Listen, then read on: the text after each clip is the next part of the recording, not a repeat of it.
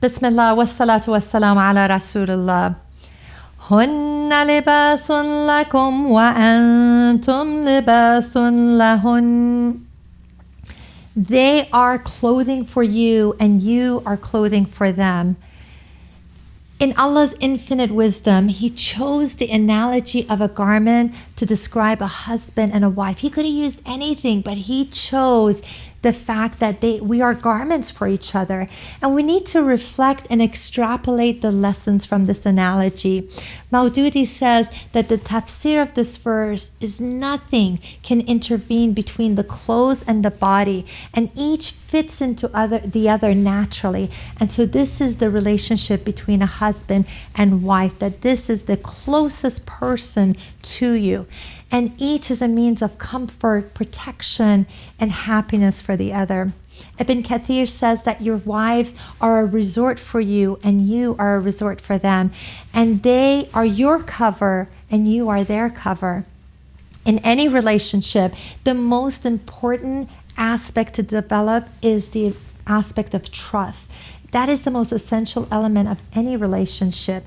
When you beautify and you protect and you cover your spouse's flaws, you build trust with them. They can put down their guards. They feel that you have their back. They don't have to feel insecure or scared about how you're going to expose them. If you do expose them, if you're constantly criticizing them, they will feel very vulnerable. They'll feel insecure and scared in the marriage. I have a couple that I'm doing therapy with, and the wife would complain that her husband constantly exposes her flaws. She actually went and told his parents about all the negative things that she does, all the mistakes she had done, things that she told him in private as an amana. It was something she shared, her secrets, her past, and he exposed her to her parents. And anytime that they are in some kind of dispute, this is what happens. He exposes her. And so she has lost that sense of trust. She doesn't feel that he is there to protect her, and this has really damaged the relationship. So if we look at the analogy of a clothes being a garment, what is the purpose of a garment? First of all, you see that as a way of beautifying yourself. And the way you beautify your spouse in your mind is by thinking about their positive traits, by reflecting on the things that you love about them. I remember my first ever therapy session, the one that I was doing with a husband and wife. It was unreal, the experience that I had there, because when I went into my supervisor's room, there was yelling and screaming over the phone. And she turned to me and she's like, they're going to be your first client. And so there was a lot of sense of responsibility and a little bit of fear of what am I getting into? As I sat in this therapy session with a co-therapist, which really looked the part. He had the white beard, he had the glasses. There I was, a 20-year-old muhajjaba, did not exactly fit the part. And this was about 20 years ago. Then I was sitting there watching the interaction as they were yelling and screaming and crying. And all I could think of is, I need to add value. I need to say something meaningful to have an impact on them, on their marriage, and in this therapy session. So I mustered up enough courage that towards the end of the therapy, I turned to the wife and I said, what made you marry Billy? What was it about Billy that made you fall in love with him? And she just went from a screaming, angry, crying woman to a giggling schoolgirl. She started giggling. I said, oh, Billy was so sweet. He used to walk me to my classes and he used to do these special things for me. And I turned over to Billy and I said, so Billy, what made you fall in love with your wife? And he's like, oh, she was the most beautiful girl on campus, and she stole my heart. I looked at her and she stole my heart. And so at that moment, our supervisor walked in. She walked in and she was baffled. She's like, what did you all do?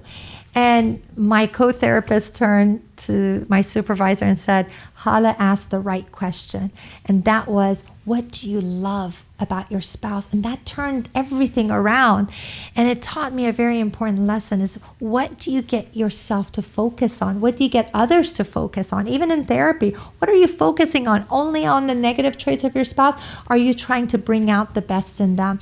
And I think if we're cognizant of that, of what's going on in our mind, you may not even say anything, but you're thinking all these negative things like, I can't believe that she said that. I can't believe he did that. And you're ruminating about these negative qualities, then it's really going to affect how you feel about your spouse. So beautify your spouse in your own mind and also in the mind of others. When you're sitting with others, don't talk about your husband. Don't talk about your wife. Don't sit there and do some husband bashing or wife bashing. Always search for the positive traits that they have and have that beautify them. Another objective of garment is that it's a form of protection. It protects you from the elements. So you, as a spouse, you need to protect your spouse from any kind of slander, from being criticized. You need to be a buffer between your spouse and your parents. If there's any kind of friction, you need to make sure that you are being the man and making sure that things are being handled in a fair way, that you are protecting her. If you're the woman and you see that your family is attacking your husband, you need to make sure that you're protecting his honor, that you're not contributing to any kind of slander.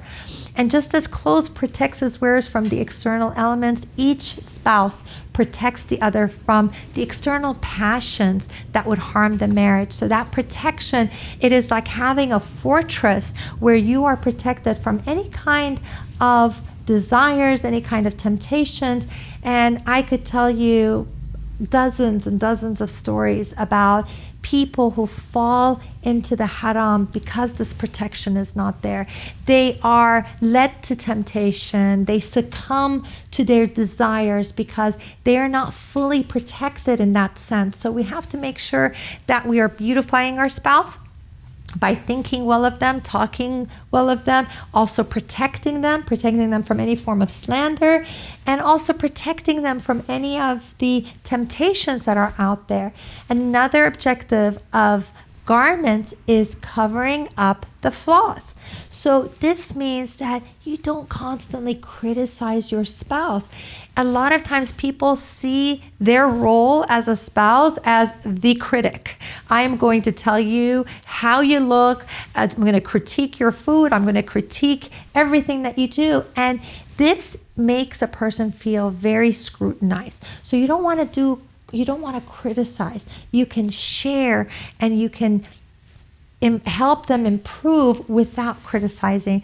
Don't expose their weaknesses. If there is a weakness that they have, maybe they're unable to, maybe they have an inability to organize. Maybe they have an inability to be punctual. Maybe they have certain mistakes or shortcomings. Don't keep exposing them. Don't keep, as they say, rubbing their nose in it. Conceal their flaws. Conceal the flaws of your spouse and even overlook it yourself, and make sure that in front of your family, your friends, and the community, you are doing your best to beautify, protect, and cover your spouse. And if you do this, this will lead to the ultimate trust, because when a spouse feels that they can trust their spouse, and trust is such a huge topic, right? It is on so many different levels. You can trust your spouse to be there for you, that they're loyal. You can trust your spouse to be a source of support for you, and you can trust them that they're not going to stab you in the back with their family or their friends. And that source of trust, when you feel at peace with your spouse, that's when you can totally surrender. You don't feel like you have to have guards up. You don't act defensive. You feel that your spouse has your back and you have theirs. And this is a very mutual act. You need to provide that trust, and they need to earn that trust. And if you take this beautiful analogy, this profound analogy that Allah has given us, and we try to implement it by beautifying, protecting, and covering our spouse, then there's so many problems that we can avoid. And we can truly have a successful marriage, inshallah, by just implementing this one beautiful analogy.